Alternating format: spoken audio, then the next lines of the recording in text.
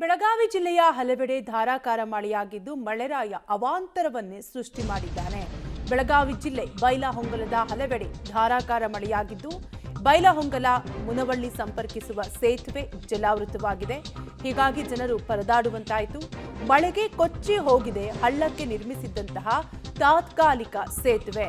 ಬೈಲಹೊಂಗಲದಿಂದ ಮುನವಳ್ಳಿ ಸಂಪರ್ಕಿಸುವ ರಸ್ತೆ ಸಂಪರ್ಕ ಕಟ್ಟಾಗಿದ್ದು ಒಟ್ಟಾರೆಯಾಗಿ ಬೆಳಗಾವಿ ಜಿಲ್ಲೆ ಬೈಲಹೊಂಗಲದಲ್ಲಿ ಮಳೆರಾಯ ಸಾಕಷ್ಟು ಅವಾಂತರವನ್ನೇ ಸೃಷ್ಟಿಸಿದ್ದು ಅದರಲ್ಲೂ ಕೂಡ ಮುಖ್ಯವಾಗಿ ತಾತ್ಕಾಲಿಕವಾಗಿ ನಿರ್ಮಿಸಿದ್ದಂತಹ ಸಂಪರ್ಕಿಸುವ ರಸ್ತೆ ಸಂಪರ್ಕನೇ ಕಟ್ಟಾಗಿದೆ. ಮಳೆಗೆ ಕೊಚ್ಚಿ ಹೋಗಿದೆ ಹಳ್ಳಕ್ಕೆ ನಿರ್ಮಿಸಿದ್ದಂತಹ ತಾತ್ಕಾಲಿಕ ಸೇತುವೆ.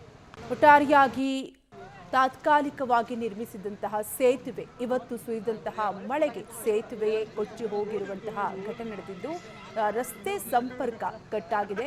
ಮಳೆ ನೀರು ಅಂದ್ರೆ ಸೇತುವೆಯಲ್ಲಿ ಯಾವ ರೀತಿಯಾಗಿ ರಭಸವಾಗಿ ಹರಿತಿದೆ ಅನ್ನುವಂಥದ್ದನ್ನ ಗಮನಿಸಬಹುದು. ಮಂಡ್ಯ ಜಿಲ್ಲೆಯ ಕೆಲವೆಡೆ ಧಾರಾಕಾರ ಮಳೆಯಾಗಿದೆ.